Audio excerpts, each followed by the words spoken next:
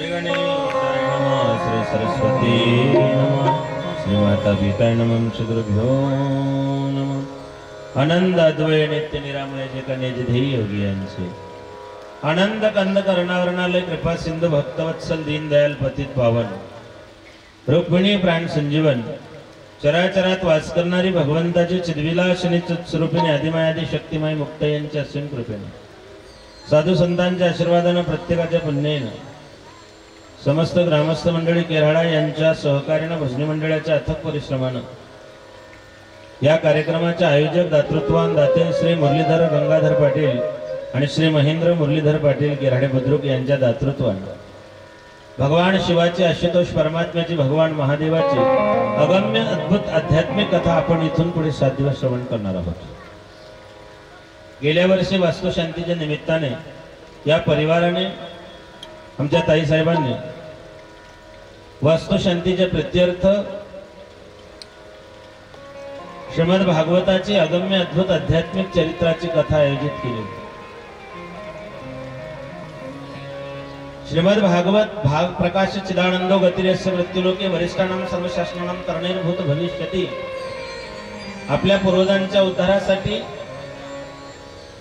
आपण राहत असलेल्या वास्तूच्या किंवा त्या भूमीच्या शुद्धीकरणासाठी भगवान परमात्म्याचं पवित्र पावन मंगलमय श्रीमद भागवताची कथा गेल्या वर्षी आयोजित केली गेली होती।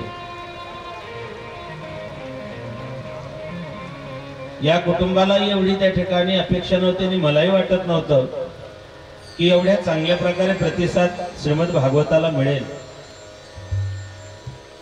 गेल्या वर्षी भागवताचा उत्साह, आपली उपस्थिती आणि आपला असणारा सगळ्यांचा त्या ठिकाणी परमात्म्याबद्दलची असणारी आस्था या सगळ्या गोष्टींचा विचार करून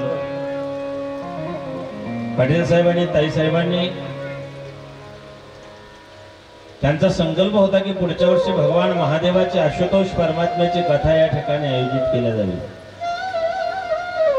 गेल्या वर्षीचा उत्साह, गेल्या वर्षाची असणारी आपली उपस्थिती हे पाहून तो कार्यक्रम बंगल्यात न ठेवता समोरच्या मोकळ्या पटांगणात ठेवावं ही इच्छा ताईंनी बोलून दाखवली आणि अत्यंत सुंदर भव्य दिव्य स्वरूपाचं नियोजन या ठिकाणी या परिवाराने केलेलं आहे।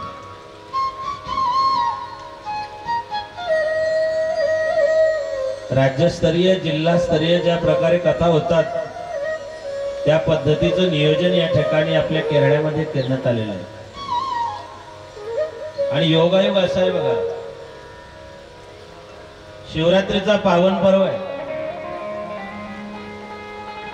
माघ महिन्यातली एकादशी आहे, भगवान परमात्म्याचा अत्यंत प्रिय वार सोमवार आहे, एकादशी आहे, शिवरात्रीचा पर्व काल आहे आणि शिवनवरात्री सुद्धा सुरू आहे।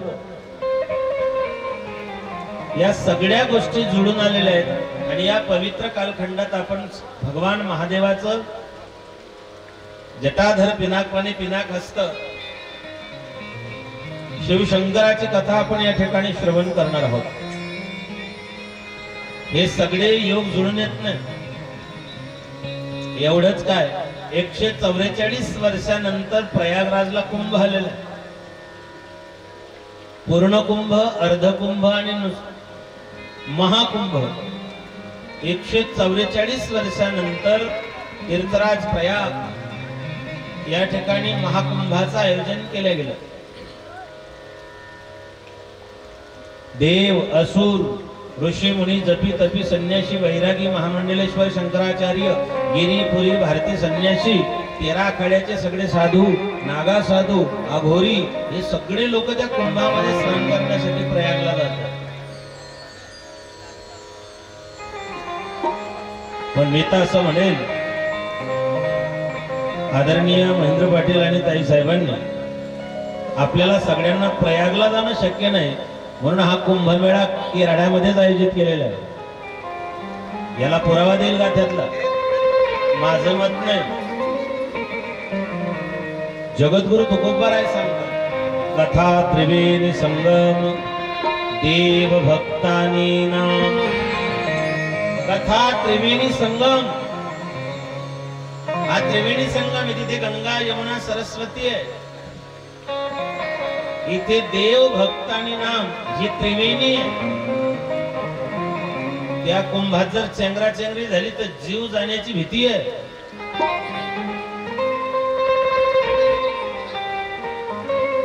तिथे पोहता आलं तर बरं, नंतर त्या गंगेत बुडून जाण्याची भीती आहे.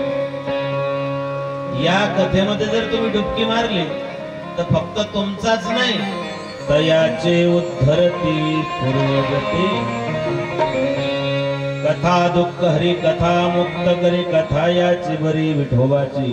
करेल जो प्रश्न सांगेल जो कथा श्रवण करिता उद्धरती. कथा भागीरथी स्नानाची करती तयाचे उद्धरती पूर्वदते. आयोजकांनी कथेचं आयोजन केलं त्यांना तर त्या ठिकाणी फायदा आहेच, त्यांच्या पूर्वजांचा उद्धार तर आहेच. पण जे कथा ऐकतात, जे कथेला श्रवणासाठी येऊन बसतात, श्रवणाच्या मिसे वैसावी येऊनी जे कथा ऐकतील तयाचे उद्धरती पूर्वजते.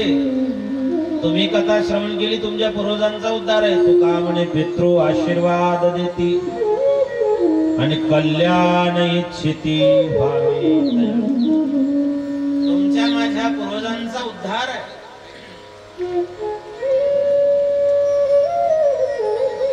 खरं तर ताईंचा आग्रह होता की कथा शिवरात्रीच्याच कालखंडात पाहिजे.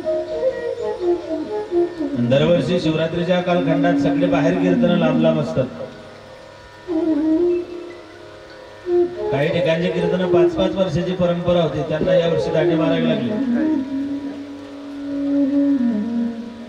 त्याचं कारण असं आहे, माझ्या उजव्या हाताला माता नर्मदा आहे, माझ्या डाव्या हाताला माता तप्ती सूर्यपुत्री तापी आहे. माता तापीच्या तीरावर, माता नर्मदेच्या तीरावरती आपण सगळेजण शिवरात्रीच्या पावन पर्वावरती कथा श्रवण करत आहे आणि त्याचं पुण्य मलाही लाभेल म्हणून मी माझे सगळे कार्यक्रम कॅन्सल करून या कार्यक्रमासाठी उपस्थित. मंगलमय असं वातावरण आहे. भगवान महादेव हे भोळं दैवत आहे. आपल्या धर्मामध्ये 4 लोक सांगितलेले आहेत, योगी, योगीराज, योगेश्वर, योग्यांची माऊली. योगी कोण तर भगवान दत्तप्रभू योगी आहे. बैल मेरूच्या शिखरी एक योगी निराकारी, मुद्रा लावून खेचरी प्राणायामी बैसला. भगवान दत्तप्रभू योगी आहे आणि भगवान शंकर योगीराज. कैलाशीचा देव भोळा चक्रवर्ती आणि पार्वतीचा पती योगीराज. भगवान महादेव भोळं दैवत आहे. शिव भोळा चक्रवर्ती, त्याचे पाय माझे चित्ती. भगवान शंकरासारखं भोळं दैवत नाही. किती भोळं, तुमची किती मोठी समस्या असू द्या, सब समस्याओं का हल एक लोटा जल. जगाच्या पाठीवरती लवकर प्रसन्न होणार दैवत भगवान महादेव. कमी भक्तीत प्रसन्न होणार दैवत भगवान महादेव आहे. कमी उपासनेत प्राप्त होणार दैवत भगवान महादेव आहे. जिवंतपणी गती, मेल्यानंतर सद्गती देणारी देवता म्हणजे भगवान महादेव. वस्ती जाणून स्मशान. देवामध्ये महादेवामध्ये फरक आहे. वैकुंठात राहतात ते देव, स्वर्गात राहतात ते देव, मंदिरात राहतात ते देव आणि स्मशानात राहतात ते महादेव. अंगावरती भरजरीचे पितांबर परिधान करतात त्यांना म्हणतात देव, आणि अंगावरती व्याघ्रांबर धारण करतात त्यांना म्हणतात महादेव. अंगावरती सोन्याच्या, हिऱ्या, माणिक, मोत्यांच्या, रत्नांच्या माळा घालतात त्यांना म्हणतात देव. जे नरमुंडांची माला धारण करतात त्यांना म्हणतात महादेव. अंगाला चंदनाची उटी लावतात त्यांना म्हणतात देव, आणि अंगाला मेलेल्या माणसाचं भस्म लावतात त्यांना म्हणतात महादेव. आता पुढचा आहे का, ज्यांना फक्त ऋषी मुनी माणसं भजतात त्यांना म्हणतात देव, ज्यांना भूत प्रेत राक्षस सुद्धा भजतात त्यांना म्हणतात महादेव.